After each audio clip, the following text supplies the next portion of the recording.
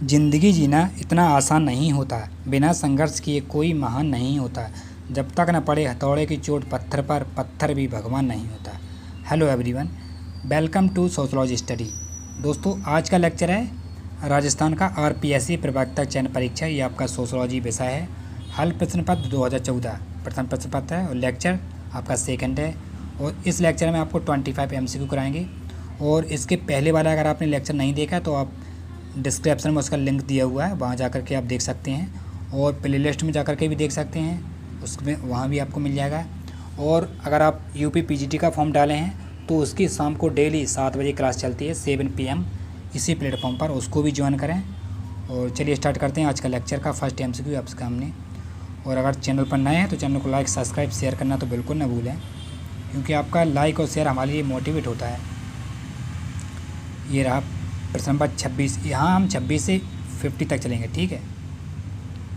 ये रहा पूछ रहा है, समाजशास्त्र समाज का सामाजिक घटनाओं का विज्ञान है। किसने कहा था? ए लॉस्टर, F वॉर्ट ने, बी दुर्खीम ने, सी पीटर बर्गन ने, डी मैकाइबर एवं पेज ने।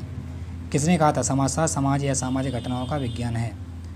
इसका राइट आंसर हो जाएगा ए लेस्टर वॉर्ट ने, ठीक है, ये राइट आंसर। और प्रश्न नंबर 27 पर चलते हैं।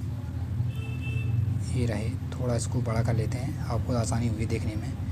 प्रश्न नंबर 27 पूछ रहा है, जब उच्च जाति किसी निम्न जाति के लड़के से विवाह करती है तो वह किस प्रकार की व्यवस्था कराती है? ए सह प्रसविता, ए अनमोल, और सी ए प्रतिलोम, और डी आपका सालिजी विवाह है। जब अगर उच्च जाति की लड़की हो, निम्न जाति का लड़का हो, तो वह कौन सी विवाह कहलाती है? तो इसका राइट आंसर हो जाएगा वैसे तो सी है इसका राइट आंसर, ठीक है, प्रतिलोम कहलाएगा। अगर यही को जस्ट अपोजिट उल्टा कर दें, अगर हम उच्च जाति के लड़का कर दें यहाँ पर और निम्न जाति की लड़की कर दें तो ये आपका अनमोल विवाह चला जाएगा, ठीक है। और आगे देखते हैं नेक्स्ट प्रश्न 28 आपके सामने स्क्रीन पर पूछ रहा है, यह किसका कथन है कि सामाजिक नियंत्रण सामाजिकरण की प्रक्रिया का विस्तार है? ए JH फिक्चर, और बी आपका हार्टन व हंट, और डी सी है पार्सन्स, डी है EH रॉस। किसकी परिभाषा है? 28 का राइट आंसर बताएं। और इसका राइट आंसर हो जाएगा आपका ए JH फिक्टर, ये राइट आंसर है। नेक्स्ट प्रश्न आपके सामने स्क्रीन पर 29, दुर्खीम के अनुसार निम्नलिखित में से सावयवी एकता का कौन सा सूचक है? ए साधारणात्मक कानून, बी दमनकारी कानून, सी स्वरूपात्मक, और डी आपका सामूहिक चेतना। कौन सा कारण है दुर्खीम का सावयवी एकता का कौन सा सूचक है? प्रश्न नंबर 29 बहुत ही सरल प्रश्न है, इसलिए इसमें आप ज़्यादा समय नहीं लेंगे। इसका राइट आंसर की बात का इसका राइट आंसर आपका ए सुधारात्मक कानून। नेक्स्ट प्रश्न पर चलते हैं। प्रश्न नंबर 30 आपके सामने स्क्रीन पर पूछ रहा है, सांस्कृतिक पुनरुत्पादन की अवधारणा किसने प्रतिपादित की थी? ए मार्टन ने, बी पार्सन्स ने, सी गिडिंग्स ने, और डी आपका पी बोर्ड्यू ने। किसने की थी सांस्कृतिक पुनरुत्पादन की अवधारणा का किसने प्रतिपादन किया था? इसका राइट आंसर हो जाएगा आपका डी पी बोर्ड्यू, ये देखिए आप। और नेक्स्ट प्रश्न आपके सामने प्रश्न नंबर 31 पूछ रहा है, सांस्कृतिक विलंबना का अर्थ क्या होता है? इसका आंसर बताना है हमको। ए में है दो समाजों की संस्कृति के मध्य विलंबना, बी है भौतिक और अभौतिक संस्कृति के मध्य विलंबना, सी है भूत और वर्तमान संस्कृति के मध्य विलंबना, डी है पश्चिमी और पूर्वी संस्कृति के मध्य विलंबना। कौन सी संस्कृति विलंबना का अर्थ है? 31 आपके सामने प्रश्न है, आप देख रहे होंगे स्क्रीन पर। इसका आपको राइट आंसर बताना है। और इसके आंसर की बात करें, इसका राइट आंसर हो जाएगा आपका बी भौतिक और अभौतिक के बीच, संस्कृति के बीच, ठीक है। नेक्स्ट प्रश्न पर चलते हैं। प्रश्न नंबर 32 आपके सामने स्क्रीन पर पूछ रहा है, प्रदत्त परिस्थिति का निम्नलिखित में से कौन सा उदाहरण नहीं है? ए एक ब्राह के रूप में परिस्थिति, बी एक डॉक्टर के रूप में परिस्थिति, सी एक डॉक्टर के पुत्र के रूप में परिस्थिति, डी आपका एक पुत्र के रूप में परिस्थिति। प्रश्न नंबर 32 आपके सामने प्रश्न है, क्या है इसका राइट आंसर? और इसका राइट आंसर हो जाएगा आपका बी एक डॉक्टर के रूप में परिस्थिति, बी राइट आंसर है। नेक्स्ट प्रश्न आपके सामने प्रश्न नंबर 33 ये पूछ रहा है, निम्नलिखित में से कौन सा व्यक्त सही है? ए सामाजिक सांस्कृतिक परिवर्तन एक चीज़ है, बी सामाजिक और सांस्कृतिक परिवर्तनों के दायरे एक दूसरे से बिल्कुल स्वतंत्र हैं, सी है सामाजिक और सांस्कृतिक परिवर्तन विरोधी हैं, डी है सामाजिक परिवर्तन सांस्कृतिक परिवर्तन का एक भाग है। कौन सा राइट आंसर है? प्रश्न नंबर 33।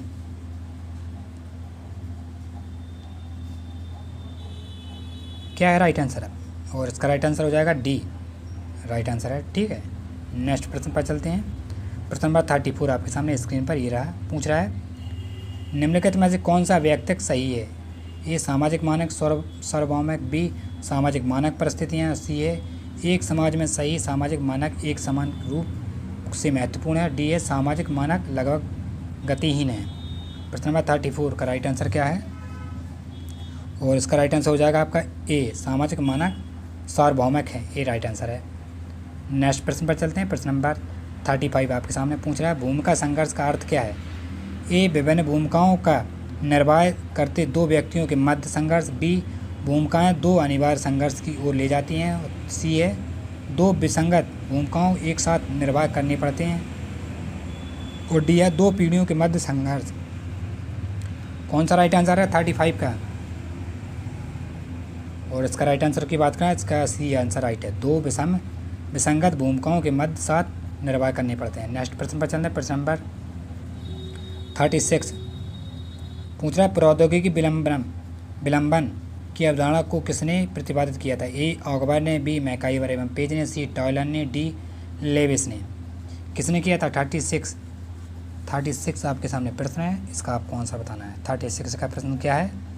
इसका आंसर क्या है? बिल्कुल राइट आंसर आपका मैकाइवर एवं पेज, बी राइट आंसर है। नेक्स्ट प्रश्न आपके सामने स्क्रीन पर बाल न्याय अधिनियम 1986 कब लागू हुआ था? ए 2 अक्टूबर 1986 को, बी 14 नवंबर 1986 को, सी 2 अक्टूबर 1987 को, और डी आपका 14 नवंबर 1987 को। किस डेट में लागू हुआ था? अधिनियम 1986 कब लागू हुआ था? प्रश्न नंबर 37 और इसका राइट आंसर हो जाएगा आपका सी 2 अक्टूबर 1987 में बाल न्याय अधिनियम। नेक्स्ट प्रश्न आपके सामने 38 पूछा पेरेटो ने अवशेषों के कितने वर्गों की पहचान की थी? 4, 5, 6, 8 कितने वर्गों की पहचान की थी? और इन्होंने की थी कितने वर्गों की? इन्होंने की थी सी राइट आंसर है 6 वर्गों की पहचान की थी। कौन कौन से हैं? ये रहे आपके 6, नोट कर सकते हैं। पहला है सम्मेलन के चालक, दूसरा समूह स्वथाई के चालक, और ये तीसरा है सामाजिकता के चालक, चौथा काम वासना के चालक, पांचवा व्यक्तित्व निर्माण के चालक, और छठा ग्राहक क्रियाओं द्वारा भावना अभिव्यक्ति के चालक। ठीक है, नेक्स्ट प्रश्न आपके सामने 39 सत्ता का अर्थ क्या है?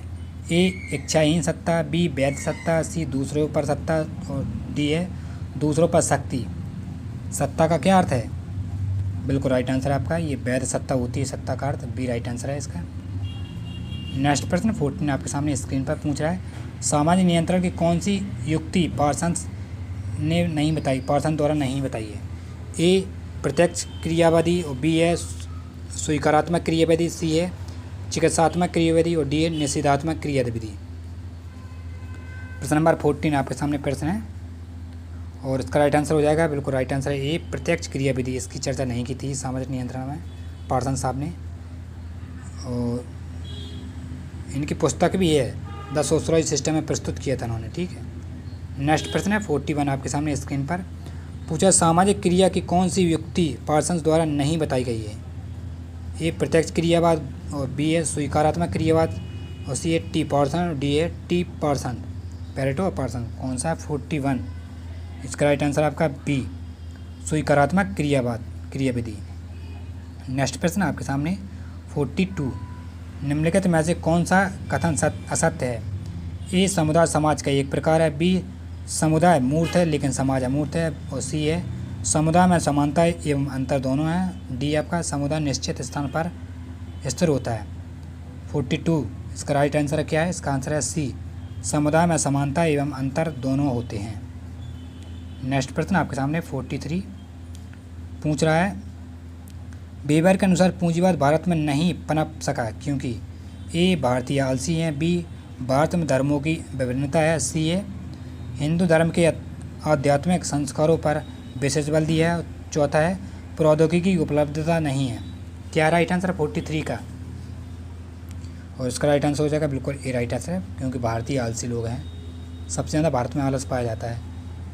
और इन्होंने यूरोप में जब प्रोटेस्टेंट धर्म का उदय हुआ था तभी पूंजीवाद को जन्म हुआ था, बेवर साहब ने ये कहा है। नेक्स्ट प्रश्न आपके सामने 44, और इसका मिलान करना है आपको, ये देखिए ये रहा।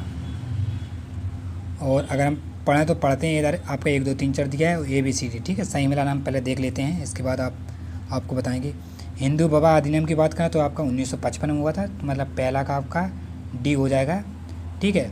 और हिंदू विशिष्ट विवाह अधिनियम की बात करें तो 1954 में, तो दूसरा का आपका A चला जाएगा, ठीक है।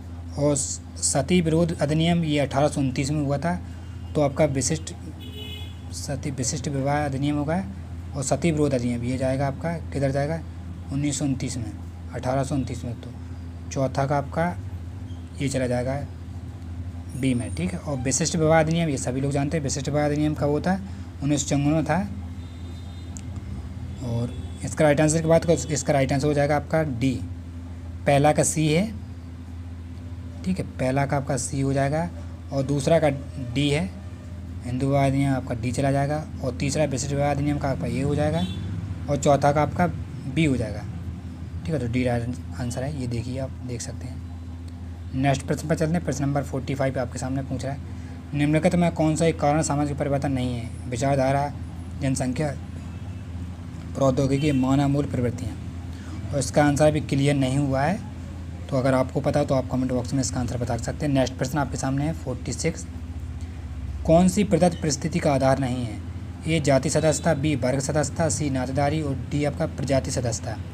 46 का राइट आंसर क्या है, और इसका राइट आंसर की बात करें, इसका राइट आंसर क्या है, इसका B राइट आंसर है, वर्ग सदस्यता। नेक्स्ट प्रश्न आपके सामने 47, पूछ रहा कौन से सिद्धांत मुनाफे के मार्क्सवादी सिद्धांत की व्याख्या करते हैं, A मूल्य का सिद्धांत, B मजदूरी का सिद्धांत, C अतिरिक्त मूल्य का सिद्धांत, और D इनमें से सभी। 47 इसका सभी लोग आंसर जानते हैं, इसका राइट आंसर हो जाए अतिरिक्त मूल्य का सिद्धांत। ये कार्ल मार्क्स ने कहा था, इनकी पुस्तक भी है दास कैपिटल में, इन्होंने वर्णन किया था इसमें श्रम का। और नेक्स्ट प्रश्न आपके सामने 48, हिंदू विवाह अधिनियम पिता पक्ष की ओर विवाह की अनुमति नहीं देता है, A तृतीय पीढ़ी, B है चौथी पीढ़ियों में, और C है पाँचवीं पीढ़ियों में, D है छठी पीढ़ियों में। कौन सी पीढ़ी में मना विवाह की अनुमति नहीं देता है, 48 बिल्कुल राइट आंसर है C 5 पीढ़ियों में। नेक्स्ट प्रश्न 49 आपके सामने, कौन सा सही रूप से संबंधित नहीं है, A भूमिका निर्माण टर्नर का है, भूमिका ग्रहण मीर का है, C है भूमिका पुंज मार्टन का है, D है भूमिका दूरी सूरोकन का है। किसका कौन सा संबंधित नहीं है, गलत कथन को पहचानना है। बिल्कुल राइट आंसर है इसका D, भूमिका दूरी आपका सोरेन की नहीं है, ये गॉफमैन की है। इस सेशन का लास्ट और आखिरी प्रश्न है 50 आपके सामने, पूछ रहा कौन सा प्राथमिक समूह का उदाहरण नहीं है, परिवार, मित्रमंडली, जाति समिति और पड़ोस। तो इसका आंसर सभी लोग जानते हैं, बिल्कुल राइट आंसर है इसका जाति समिति, ये प्राथमिक समूह का उदाहरण नहीं है। और ये कूले ने प्राथमिक समूह की 3 अवस्थाएं बताई थी, जैसे परिवार, बालकों, कीड़ा समूह और पड़ोस, ठीक है।